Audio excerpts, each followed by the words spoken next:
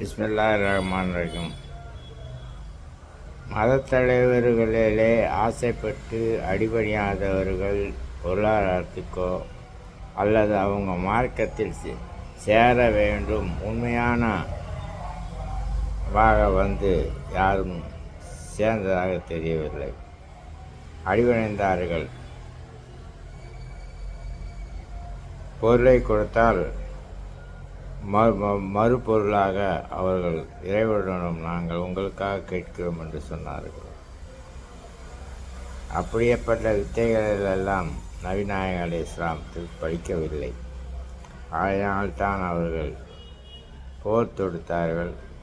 தனிப்பட்ட முறையில் அவரை 3 வருஷம் தள்ளி வைத்தார்கள்.